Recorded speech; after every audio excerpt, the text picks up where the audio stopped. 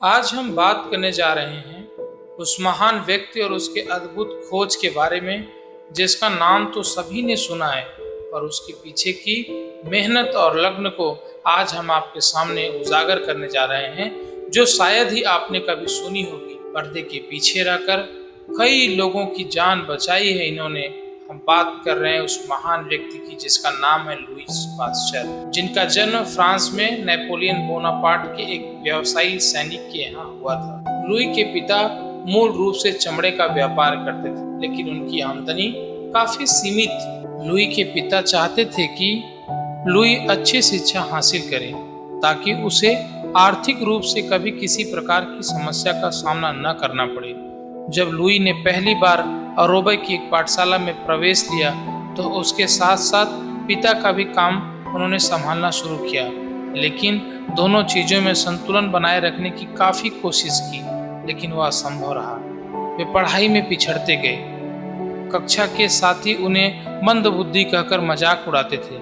फिर उनके पिता ने पढ़ाई में काफी मदद की और कर्ज लेकर लुई को उच्च शिक्षा हासिल करने के लिए पेरिस भेजा। पहले भौतिक और रसायन विज्ञान के क्षेत्र में काम कर चुके थे लुई, अब उन्होंने जीव विज्ञान को समझना शुरू किया। फ्रांस में जिस जगह लुई का विश्वविद्यालय था, वहाँ आसपास अंगूरी के बगीचे थे। वहाँ के मदिरा तैयार करने वाले कारीगरों को लुई के बारे में पता चला तो वे उनसे मिलने विश्वविद्यालय पहुंचे। कारीगर अपने साथ अंगूर से तैयार की गई पुरानी वाइन लेकर आए थे। उन्होंने वाइन लुई को देते हुए बताया कि हमारी वाइन जब तक नई रहती है तब तक उसका स्वाद अच्छा रहता है, फिर जैसे जैसे यह पुरानी होती है इसके स्वाद में खट्टापन आने लगता है। तत्काल तो लुई को भी इसका जवाब नहीं मिला। वे बोतल को अपने साथ लैब ले आए। वहाँ वाइन की कुछ बूंदों को सूक्ष्मदर्शी की सहायता से घंटों तक देखते रहे। काफी देर अध्ययन करने के बाद लुई को बूंदों के बीच में सूक्ष्म कीड़े दिखाई दिए। ये इतने छोटे थे कि नग्न आंखों से देख पाना संभव नहीं था। लुई ने इन कीड़ों को जीवाणु का नाम दिया। इसके पहले जीव विज्ञान के क्षेत्र में जीवाणु जैसे किसी जीव के बारे में कोई नहीं जानता था। लुई ने पाया कि वाइन का स्वाद इन्हीं जीवाणुओं के कारण बदल रहा है। उन्होंने वाइन को 20 से 25 डिग्री गर्म करके फिर ठंडा किया। इसके बाद जब दोबारा जांच की गई तो जीवाणु मर चुके थे। साथ ही मदिरा के स्वाद पर भी कोई प्रभाव नहीं हुआ। जब यह बात वाइन बनाने वाले को पता चली तो उन्होंने वाइन को बोतल में भरने से पहले उसे गर्म करना शुरू कर दिया। लुई ने सोचा कि यदि अंगूरी से बनी वाइन में जीवाणु हो सकते हैं तो उस हर चीज में जीवाणु होने की संभावना है जो हम जीवों से प्राप्त करते हैं और बिना उबाले इस्तेमाल करते हैं। इसके बाद उन्होंने गाय के दूध पर रिसर्च की। इसमें उन्हें पता चला कि उसे उबाल कर ठंडा करने के बाद इस्तेमाल करना चाहिए। इस सिद्धांत को देने के बाद पाश्चुरीकृत दूध चलन में आ गया। चूंकि लुई जीव विज्ञान पढ़ रहे थे, इसलिए जीवाणु की खोज इस क्षेत्र में बहुत बड़ी उपलब्धि थी उनके लिए। लुई जानते थे कि इससे कई बीमारियों का इलाज मिल सकता है और रोकथाम भी संभव है। इसलिए उन्होंने जीवाणुओं पर रिसर्च शुरू की।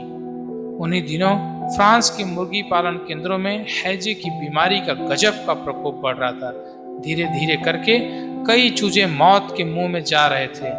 लुई ने इस समस्या की जड़ तक पहुंचने के लिए हैजा पीड़ित मुर्गियों की जांच शुरू की। वे जानते थे कि जीवाणु रक्त में भी हो सकते हैं। जांच के बाद उनका मत सही निकला। उन्होंने लोहे की काट लोहे से ही निकाली। लुई ने मरे हुए चूजों की रक्त से जीवाणुओं को निकालकर एक इंजेक्शन तैयार किया। इस वैक्सीन को उन चूजों और मुर्गियों को लगाया गया जो हैजे से ग्रसित थी, लेकिन इंजेक्शन से कोई खास फर्क नहीं आया। इसके बाद वैक्सीन उन मुर्गियों को लगाई गई जिनमें हैजे के लक्षण नहीं थे। नतीजा सकारात्मक निकला। इन मुर्गियों को बाद में भी हैजा नहीं हुआ। हालांकि यह टीकाकरण की विधि का इजाद नहीं था, पर जीवाणुओं के संक्रमण को रोकने के लिए उन्हीं का इस्तेमाल करने की प्रक्रिया का पता चल गया था। इसके बाद लुई पास्चर ने गायों और भेड़ों के एंथ्रेक्स नामक रोग के लिए वैक्सीन बनाई, जिससे उनमें संक्रमण का संकट 90% कम हो गया।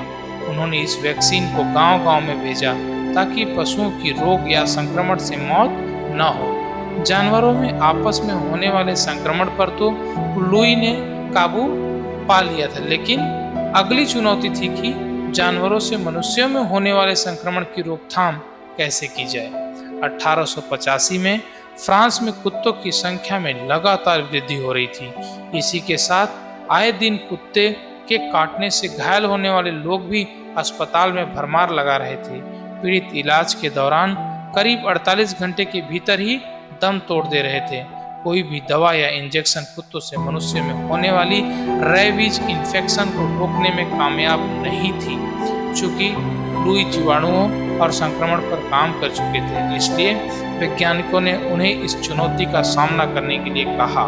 लुई ने कुत्तों के रक्त में पाए जाने वाले जीवाणुओं पर अध्ययन शुरू किया। चूंकि जानवर के जीवाणु जानवर के शरीर पर तो काम कर सकते थे, लेकिन वे मनुष्य के शरीर पर भी सकारात्मक असर दिखाएंगे, इसकी कोई गारंटी नहीं थी। इसलिए उन्होंने काफी सावधानी से अध्ययन किया। जब लुई इसी विषय पर अनुसंधान कर रहे थे, तब एक महिला अपने बच्चे को लेकर उनके पास आई। उसने बताया कि 2 दिन पहले पागल कुत्ते ने उनके बच्चे को काटा है और हर घंटे उसकी हालत खराब हो रही है। बच्चे में कुत्ते जैसे लक्षण आ रहे हैं और पानी देकर अजीब सा व्यवहार करता है। लुई ने रेबीज के जीवाणुओं से बनी वैक्सीन उस बच्चे को लगाई और यह क्रम करीब 1 सप्ताह तक जारी रहा। 1 सप्ताह के बाद बच्चों की स्थिति ठीक होने लगी और वह पूरी तरीके से हाइड्रोफोबिया की चपेट में आने से बच गया और पूरे विश्व में कुत्ते के काटने से बचने के लिए रेबीज नामक टीका आया, जो आज पूरे विश्व भर में प्रसिद्ध है। जब किसी को भी कुत्ता काटता है तो लोग रेबीज की टीका लगाते हैं और वो मौत से बच जाते हैं। यह पूरे विश्व भर में एक बड़ी उपलब्धि रही। यदि हमारे द्वारा बताई गई यह सभी जानकारी आप सभी को अच्छी लगी हो तो हमारे चैनल को जरूर सब्सक्राइब करें। साथ ही अपने दोस्तों के साथ शेयर करें, वह भी जान सकें कि कौन थे लुई पास्चर, आखिर उन्होंने जीवाणुओं की खोज कैसे की और कुत्तों से बचने के लिए रेबीज का आविष्कार आखिर किया कैसे गया। बहुत बहुत धन्यवाद।